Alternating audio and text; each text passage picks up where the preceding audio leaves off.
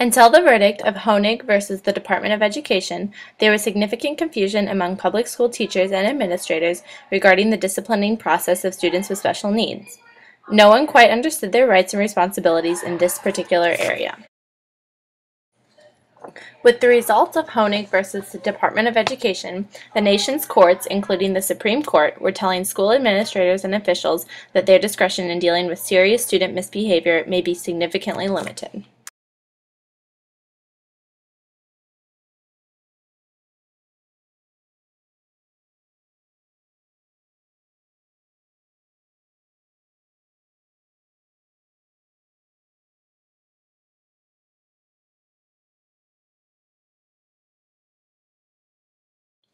John Doe was a 17-year-old student at Louise Lombard School, which is a developmental center for disabled children.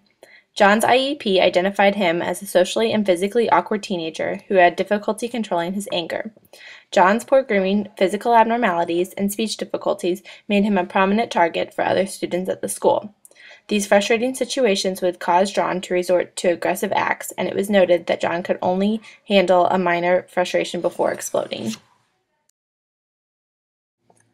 On November 6, 1980, John responded to taunts by his fellow classmates by choking a student and kicking out a school window while being escorted to the principal's office. This type of behavior was anticipated by his IEP. John was suspended for 5 days, and then the San Francisco Unified School District Student Placement Committee proposed to exclude John permanently, and therefore extended his suspension for the time until his expulsion proceedings were completed, with the hearing that his mom was notified of.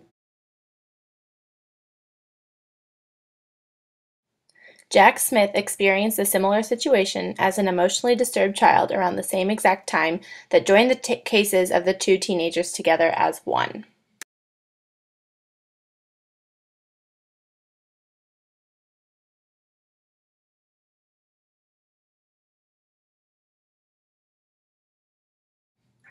The district found in favor of the students and the school, and the state appealed to the Court of Appeals for the Ninth Circuit, and then to the Supreme Court. The court agreed to review the question of whether school authorities may unilaterally expel special education students for dangerous or disruptive conduct manifesting out of their disabilities. The justices voted 6-2, ruling that a handicapped student could not be expelled pending the outcome of the administrative review process.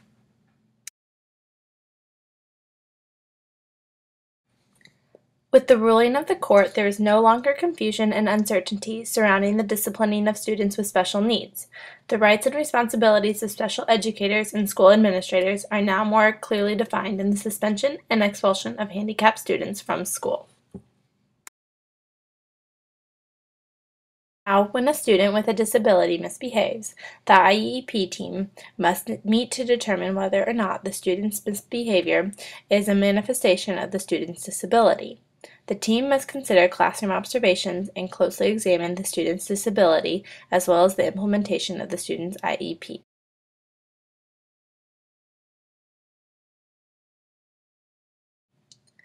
If the IEP team determines that the behavior is a manifestation of the student's disability, the IEP team must immediately rewrite the student's program to correct the behavior. If the IEP team determines that the behavior is not a manifestation of the disability, the child would be disciplined in the same manner applied to children without disabilities.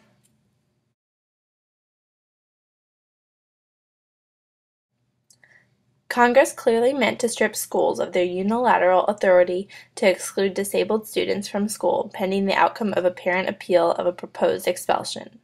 The stay-put provision places more responsibility on the educational professionals dealing with students with special needs who are dangerous to themselves or others.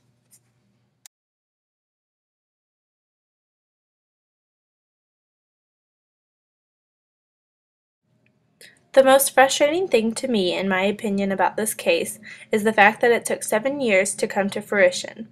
By this time, John is 24 years old and is no longer entitled to the protections and benefits of the IDEA, which limits eligibility to disabled children between the ages of 3 and 21.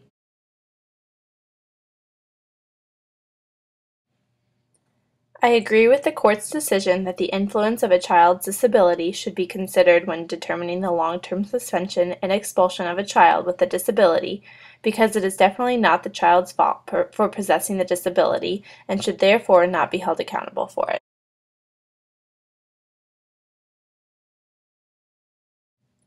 However, I definitely see the gray areas that exist in the situations that pertain to this because of the safety issue.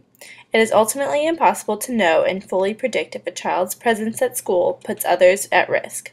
Yet it is possible to try to predict cues, observations, and background knowledge, but it is impossible to be 100% clear that the child's disability is not putting others at risk. This line will never be clear, and there will always be gray areas.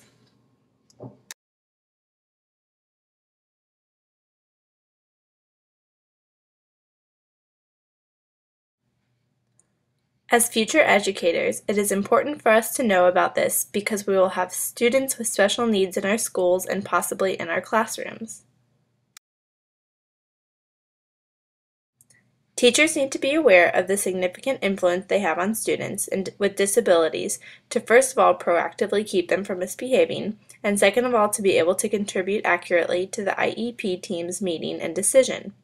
Teachers must consistently be observing and closely monitoring students who are emotionally and behaviorally disturbed in case a discipline issue ever arises.